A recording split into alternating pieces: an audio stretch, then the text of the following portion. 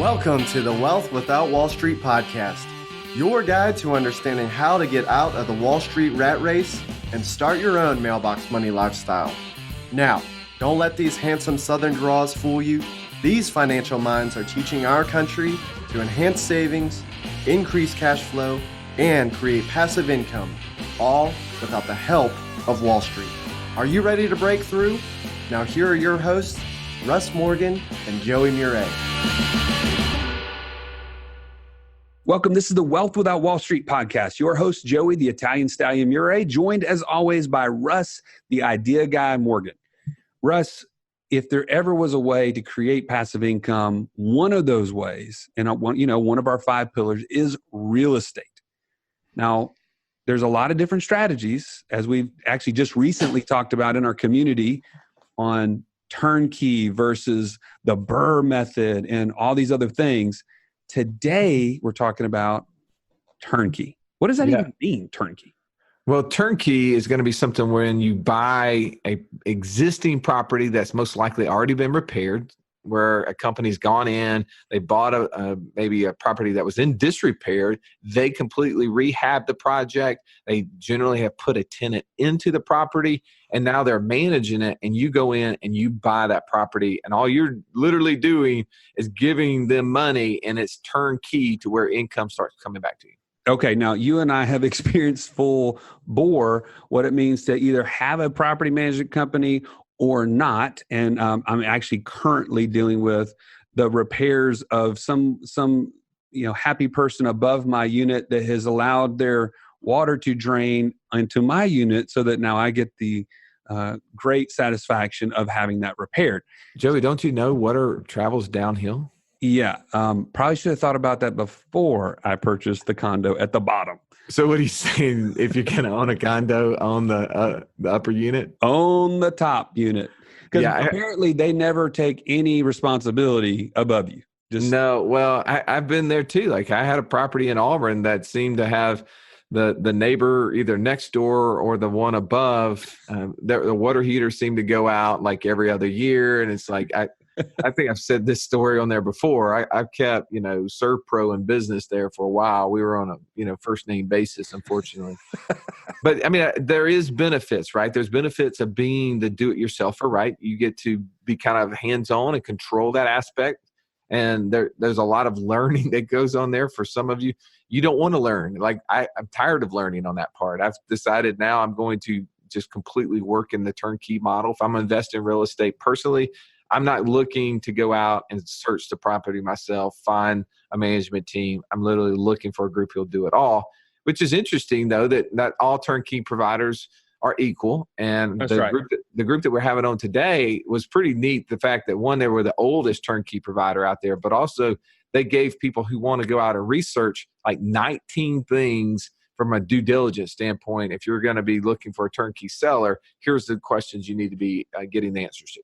Yeah, so you're talking about Mid-South Homebuyers. This is Terry Kerr and Liz Nowlin Brody, who are our guests. And to your point, there are questions as you're doing your own due diligence, like, do they have their own property management company? If so, how do they handle getting a new tenant? What's the screening process like? At what level do they repair the homes? Like, what kind of things did they put in place to make sure that maintenance doesn't come back to bite you within the first 2 years or so? Well, and I personally have experienced that too. I got in with a turnkey provider and I thought, man, they are really doing it all. And later on, I figured out, no, they weren't handling the management structure of the deal. And ultimately, the management team that they had brought in were not efficient. And literally, it ended up costing us 6 months with dealing with accounting issues, and ultimately had to get rid of the group. Our occupancy dropped. And it was hitting me in the pocket pretty bad. So I've already seen like the value of having a team that's on top of, one, managing the maintenance, who are managing the rehab themselves, and who are handling the management part of it. I can see value in that. And this isn't meant to be a commercial for Mid-South Homebuyers, even though I do think we only interviewed them because we had a lot of clients who were promoting them to us. That's right. But I do think there's a lot of value that hopefully you're going to get out of this podcast interview, where you're going to get to hear some things. If you're looking for other turnkey providers or you're thinking of doing it yourself, you'll be able to compare and contrast to the way they do it versus others. That's right. So I want to, without any more delay, I want to jump into this interview. You guys take away all that you have. And if you haven't joined our community where you can actually do a Q&A with them, make sure to go to community.wealthwithoutwallstreet.com so you can have access to even more content around this issue. All right, let's jump into the interview with Mid-South Homebuyers. Have you been listening to our podcast and wondering, am I the only person that knows about infinite banking? Or what about the 5 pillars of Wealth Without Wall Street? How can I learn more? Now is your chance. You can join the community that is learning this across the country. Go to community.wealthwithoutwallstreet.com where you can access Q&As with all our podcast guests and live group coaching with some of the top experts from across the nation. And yes, I'm throwing in the Stallion and I in that. Just go to community.wealthwithoutwallstreet.com and sign up. Welcome into the show. We have Liz Nowlin Brody and Terry Kerr of Mid-South Homebuyers on the show. Man, so glad to have you here. Thank you. Great to be here. Good to be here, you guys. It's always great to interview people that are referred to us. Our clients are actually reaching out and finding folks like you that can add education to our people, helping us to understand turnkey properties and how that works. So glad to have you here. Thank you. It's great to be here. We've always said the more you research us, the more you'll like us. So it's great that your folks are looking for that education. No doubt. Well, just give our listeners a little bit of a background. If somebody doesn't know who Mid-South Homebuyers are, kind of tell us a little bit about your history and how you guys got to where you are. Sure. Yeah. So we are the oldest turnkey outfit in the U.S. We have been in business. Mid-South Homebuyers has been in business for 17 years. We provide completely renovated single-family houses, rental houses to investors all over the U.S. And when you guys hear the term turnkey, that is an outfit that's going to buy a house, do a complete renovation on a house, put a residence in the property, manage that property, then sell you the house and manage it for you for the long term. So it just kind of takes all of the headache out of the buy, fix, and rent game. Yeah, no, I think that's really for you guys. That's what kind of drives our motivation to find out more. The person who's listening to you right now is somebody who's super busy, who's running a business, most likely, probably running or help co-manage a family. And there's very little time out there to go and do a lot of the legwork in the real estate space. But that's where we know that wealth and fortunes are built by owning assets, and real estate's one of those assets. So I'm thinking of, the questions that somebody has if they're trying to get into this space, they have very little time. And so for you guys, like, how do they find the turnkey place? This is probably an easy question for you guys. Like, well, they just call me, but how would somebody find someone who can do this for them, knowing that they may not know a lot about it, may not have a whole lot of time to do the research?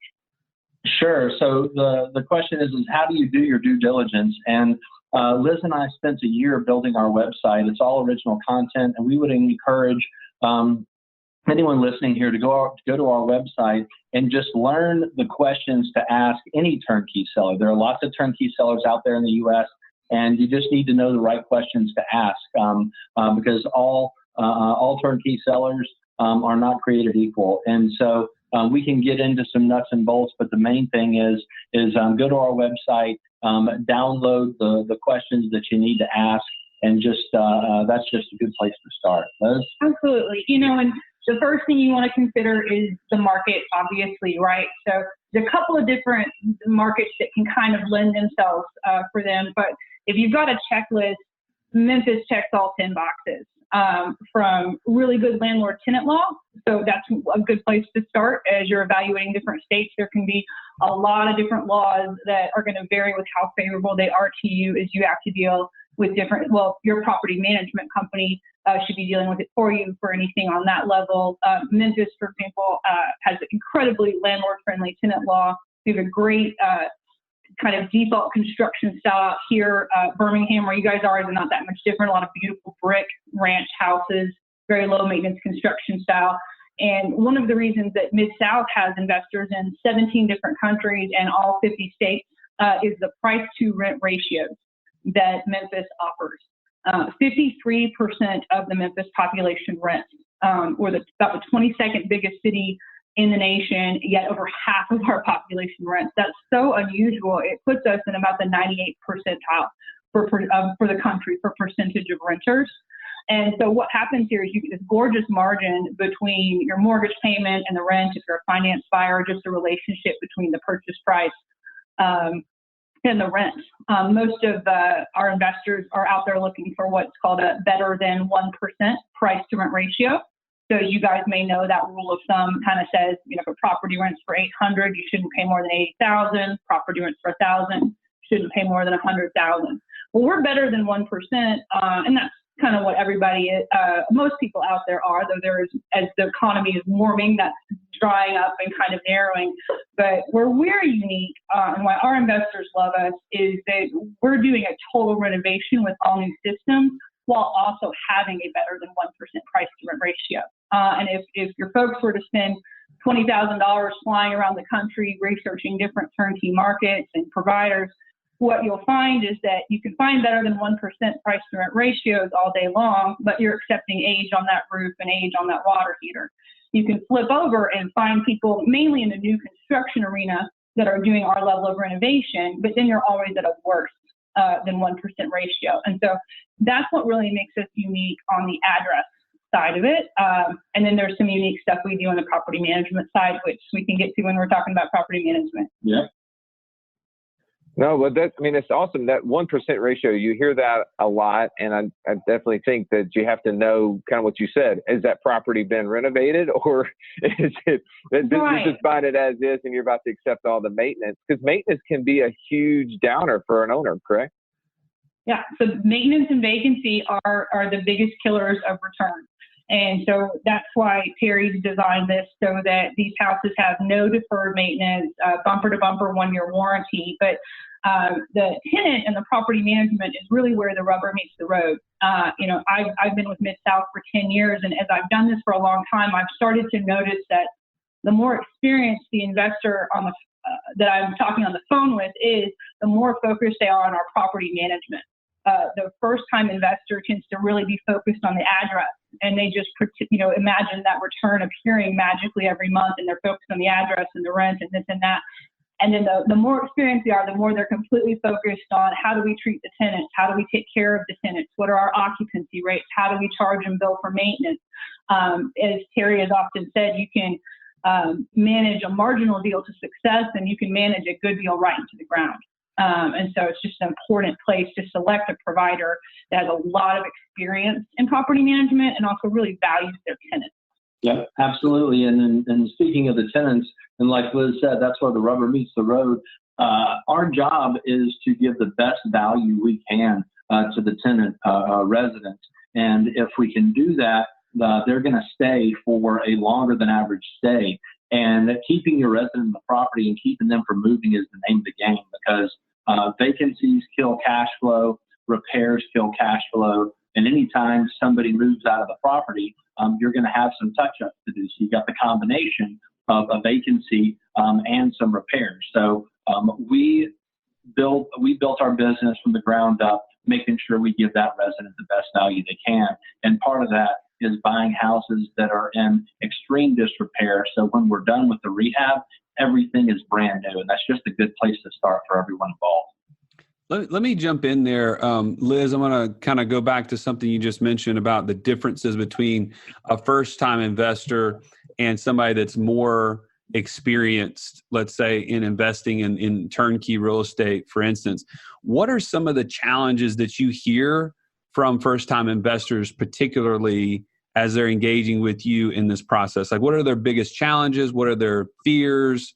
Walk us through that. It might be kind of a surprising answer, but a lot of it is actually literally customer service on the front end and responsiveness to emails, meeting scheduled calls. A lot of folks might send an email with 17, 22 complex questions in it. We're going to get that back to them right away. It's about building a trust relationship. As I've toured with other turnkey providers and stuff like that, right? the attitude that I always have is this is how you're treating me in the honeymoon period when I'm trying to hopefully end up sending you money to purchase a house from you. What in the world is it going to be like when I'm trying to get an answer about a repair or get an answer about a vacancy? So that's an issue kind of just on the front end. And then it's, as I said, it's just a trust relationship. We're the oldest operating turnkey provider in the nation. We've got an A+ rating with the Better Business Bureau. And the reason we do have a bit of a wait list for our properties is that our repeat investors keep coming back over and over and over again. Sometimes they try to do a lap around and then they come back to us. And that customer service part of it, being honest, having integrity, all of which is kind of comes through in the years after the purchase, as you truly see the low maintenance and the performance that was promised, which is another thing talking about the due diligence that we talk about. It's very important that people have their property management be in-house with the person that they're acquiring the property from. We do hear some horror stories of people that bought the house from somebody. They kind of were presented on the front end as if the property management were in-house, but really it was just a partnership between two separate businesses.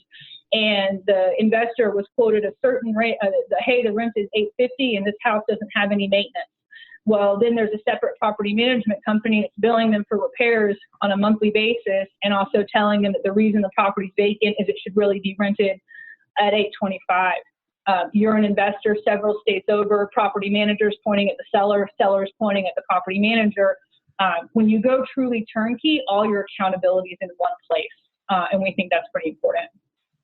Well, I do think that when you're talking about maintenance, and you said the two keys that are downers are maintenance and occupancy. So I want to dive into those a little deeper because I think that's going to help somebody who wants to be a real estate investor know, like, one, how do I search out these things? So you kind of touched on, a big key is when you go in, you rehab a property that's in disrepair and you get it to completion, then now you're going to have a lot of maintenance that's going to not happen for a while in the future.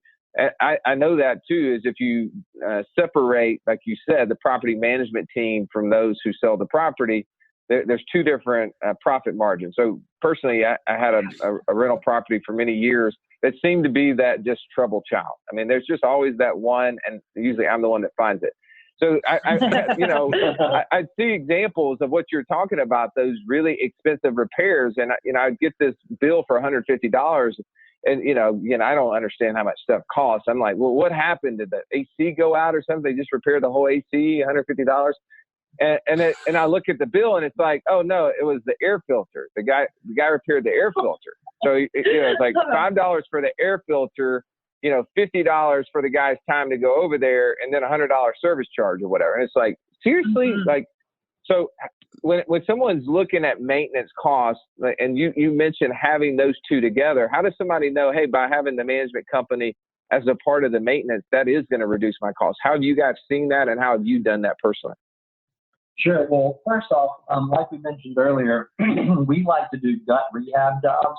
And what we've seen, and there are other, friends of ours that are out there who have sort of turnkey businesses, and they'll help their clients find houses, and they'll fix the houses up, a little bit for their clients and manage them. But the problem is, so as an example, if there are 5 or 6 issues going on with a house, and you send someone out to fix all of them at the same time, it's going to be a whole lot less expensive than if there are 5 different trip charges.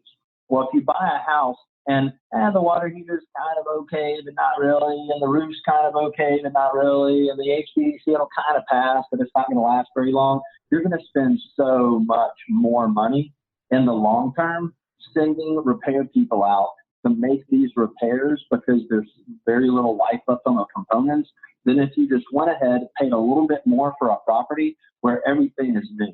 So if your listeners out there can find a property that's had a complete renovation on it with new HVAC, new water heater, updated electrical, all new components inside the house, a new roof, electrical, plumbing, the whole 9 yards, they're going to save themselves a whole lot of headache in the long run. I'm not saying that's the way it has to be done, but it's in my personal experience with my own properties, and as well as all the properties that we bought, rehabbed, and sold, which right now is around 2,500 houses that we bought, renovated, and sold.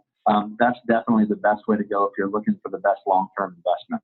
Yeah, and another way that we're able to bring value, and I think your listeners, as they're shopping around, should ask these questions on the maintenance side. So, one, we've got a 20,000 square foot warehouse with about $1 million worth of we use the same shingle, the same bush, the same toilet paper holder, the same sink, the same kitchen tile. When we're managing a property that somebody's had for 4 or 5, 6 years, whatever, our investors are never going to be paying a guy to wait in line at Home Depot for a part for their house, as part of their charge for the hour. And then very particularly, we're fast. So there's a time component. So for example, our most expensive maintenance charge that we have is $65 an hour for a licensed electrician. I don't know if you guys have ever called and hired an electrician. You cannot beat that with a stick. I had a guy in my house for about 45 minutes about a month ago. I wrote him a check for about $120, and it wasn't even a bad deal. It's the most expensive tier we have. The reason that we can charge like that is that electrician is a full-time licensed salaried employee of ours, because the perk to the investor is that their property management company just happens to gut rehab 400 plus houses a year. These are licensed salaried professionals for us. And then another thing they should ask folks as they shop around is, how much do you mark up maintenance and materials? I had actually worked in property management for 10 years and didn't still know that is almost a universal income stream for property management companies. And there's nothing wrong with that. People got to make, a couple bucks to stay in business, but we are able to pass on all materials used on the house at our cost. And so that's 20 years of every paint, screw, you name it. And I always have said, if you got 2 identical properties from me and you took one to another property management company, you would be floored with how the one you left with us outperformed its twin. Because of some of the value we're able to bring with that. So if you've got, what are the parts of a maintenance charge? Well, what's the hourly rate for the labor? We're less there. What is the materials cost? We're less there. So the final component is, well, how long were they in the house at that hourly rate? Yep. We've got the same thermostat in every home. We've got the same water heater in every home. And so that it'll be a very long time till anybody's house would need an electrician. But when that guy goes in there at $65 for the hour, he's going to be in there for 15 minutes when somebody that was coming in cold would have been in there for 45. And so that's just another thing to shop for. Those are really, really good key things to learn about, like the maintenance side and prepping for those things and having those things already laid out. What about I'm just thinking about other internal struggles, especially as a new investor, the idea of it being vacant at any time. And so walk us through, like, how do you already have the tenant in place when the house is sold, or is there a lag time? Like, hey, it could take us 6 months to find a tenant. Like, what's the challenges there that people need to know? Sure. Well, I just came from a meeting with our branch manager over leasing and resident retention, and we go over a report. And the report that we just had, we have 0 houses that are move-in ready that don't have a deposit. So we have a waiting list right now of 100 approved applicants. What's like about 107 approved applicants that are waiting for us to finish rehabs and waiting for someone to move out of one of the 2,500 houses we're managing. And so I guess what your listeners are looking for is an outfit that's dialed in, that's efficient, that has systems, and that has processes to expedite turnover. So for us, we have we've got proprietary. We've got a full-time programmer that programs pin drops. So when one of our rovers pops by and makes sure a resident's out of the house, all the balls drop in everyone's court, and the guy who is in charge of heading up our get ready crews, knows when to go out and start the get ready assembly line. And for us, our priority as far as maintenance and rehab goes is our first priority is to take care of the resident that's in the property. The second priority is to make sure to expedite a property that goes vacant as quickly and efficiently as we can. The third priority is to then rehab houses. And so again, you're just looking for an outfit that's got systems in place that create the efficiency that produces the long-term cash flow. Absolutely. You know, I can say about 95% of our investors have never set foot in Memphis, but we welcome folks to come visit, and I'd love to show people around. A lot of your listeners are probably not in markets where a $65,000 house even exists, let alone existing in a safe neighborhood that can attract a qualified tenant. But to speak to what we were talking about, when people do come to visit, the hardest thing for me to find is a move-in ready house to show the visitor. I start with that and I plan the rest of my tour backwards from it, because I may only have a very small handful to choose from. And sometimes there's a moving truck pulling in as we're backing out. Another thing that's really important, we're so geared to what you're talking about, because vacancy is killer of return. You're carrying vacant utilities. There's some vulnerabilities to vacant houses. We get a weekly scorecard as a whole company for how many days we're averaging between move in and move out. The typical score number I'll see varying a little bit with the time of year is about 28.67 days. Anyone that's listening that has ever worked in property management, that's 28.67 days between move in and move out. That's not between taking a deposit or taking it off the market or how long it took us to get zipped up. And that wouldn't be a bad number for any of those individually, but that's the whole. And it's not until you really do it, you realize they don't move in when they call. They don't move in when they tour. They don't move in when they apply. They don't move in 4 days later when you call and tell them they're approved. They typically have to give 30 days notice to their prior landlord. It takes a lot of efficiency. And in fact, we have on our website, this is unparalleled nationwide, we have a lifetime occupancy guarantee that says that if your property were ever vacant for more than 90 days, we would start paying your rent on the 91st day until we found that tenant. That guarantee has never cost us a penny because they don't stay vacant that long. But I will say that probably 2 out of every 10 investors that I talk to have experienced a vacancy of that length in their time. One thing that you have is overpriced rents that will cause a vacancy of that long. The more a provider can rent their house for, the more they can sell it for. So unfortunately, the carrot in front of some people's noses is to rent juice the most out of it they can and make a bigger profit up front, even though that end investor, because they're not offering value to the renter, is going to end up experiencing a vacancy every 13th month. The other flip side of the puzzle, and the reason we're able to say that, is that a lot of property management companies also don't want to staff year-round for the big seasonal swings in property management. So, for example, say a company's managing about 500 houses. They may have 11 move-outs in November, 5 move-outs in December, 7 move-outs in January, and 42 move-outs in April. And then when that happens, somebody's house is at the back of that line. So the other thing I'll hear from investors is, it took them six weeks to get my house ready for re-rent and another 6 weeks to get a person in the door. And it's actually easy when you look at the scale of property management and all that goes into it for that occurrence to happen. But through the systems Terry's created and what folks should look for in other providers as well is a level of efficiency that keeps that down. Well, here's a question I have, because when you're talking about residents, and I love the focus that you guys as a company has made toward, hey, this isn't just about the investor, it's about the resident, because if we make the resident happy, then the investor ultimately will be happy.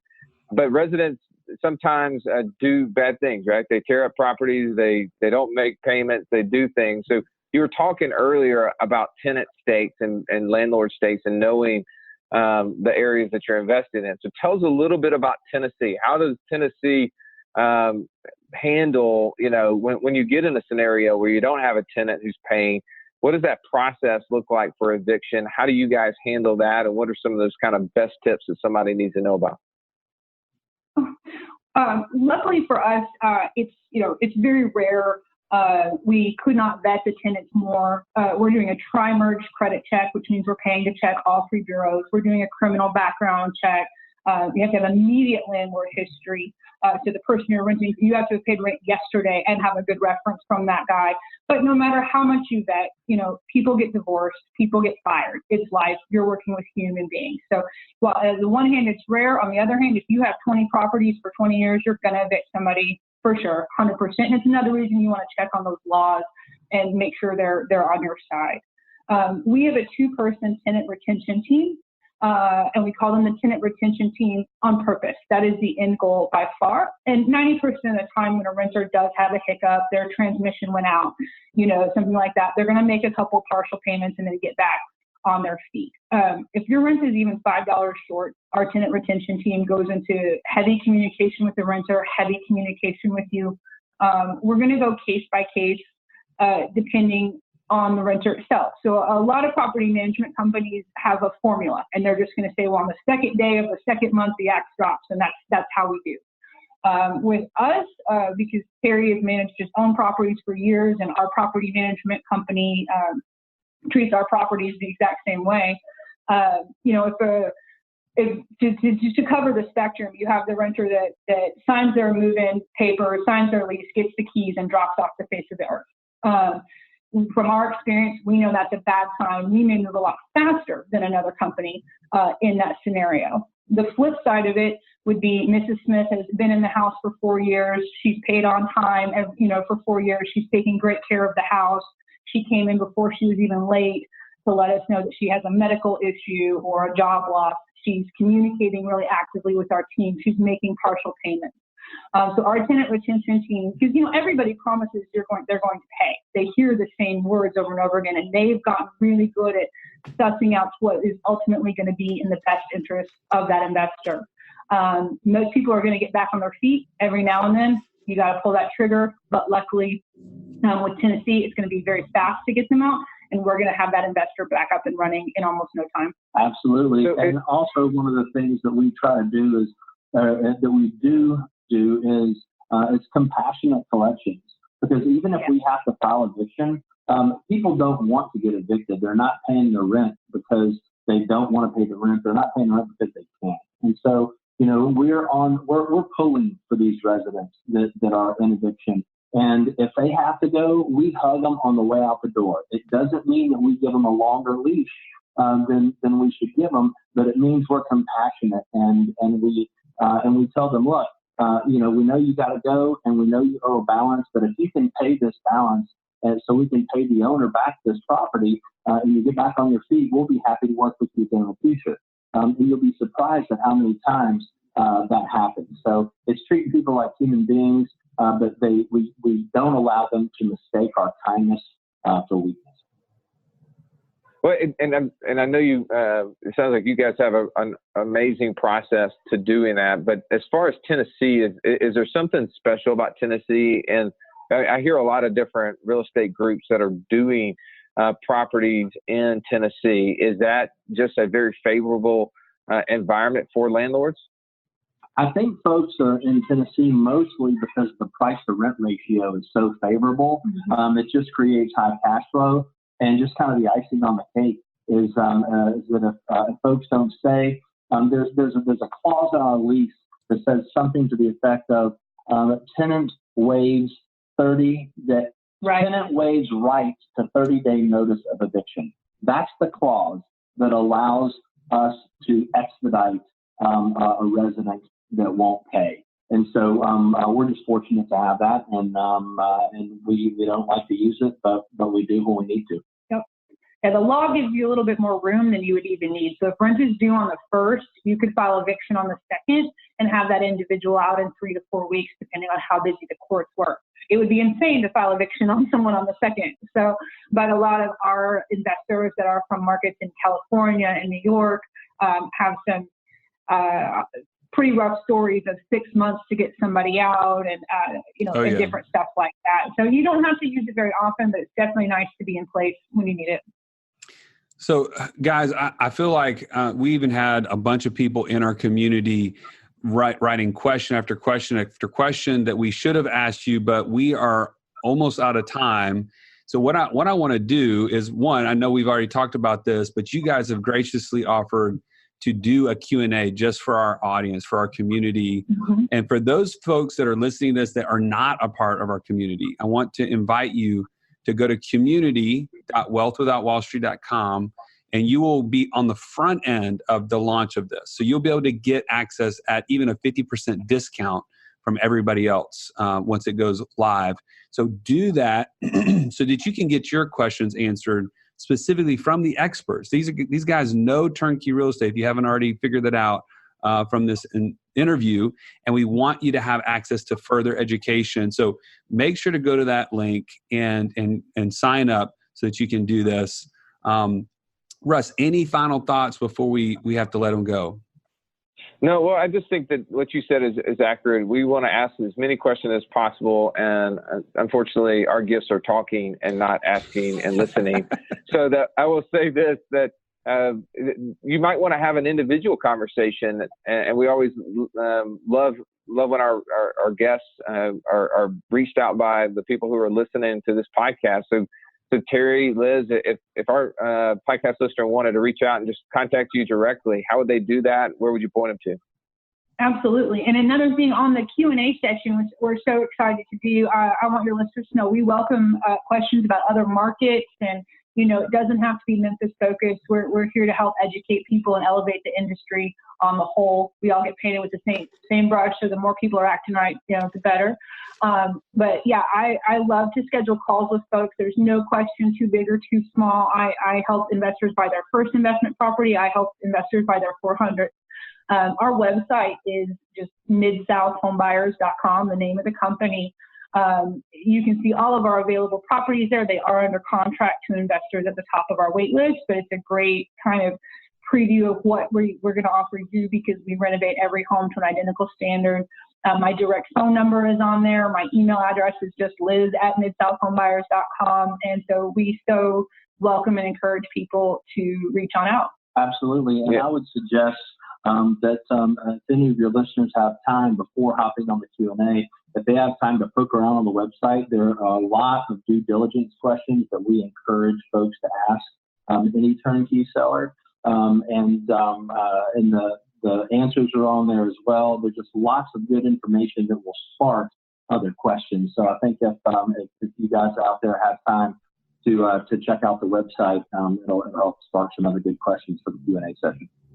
And we'll definitely throw the link to that inside the show notes. So if you go to the episode webpage, we'll make sure to have a link to not only the website, but directly to that due diligence question list. I think that is something very valuable. Thank you so much, Liz and Terry, for being on the show and for doing what you do. It's an awesome thing. So hopefully we'll have you back at some point in the future, and look forward to the Q&A inside the community. Awesome. Sounds good. Thanks you guys. We appreciate y'all. This has been the Wealth Without Wall Street podcast. Don't forget to subscribe to the show to break free of the Wall Street mindset and begin building wealth on your own terms in places you understand, so that your wealth will never run dry. See you next episode.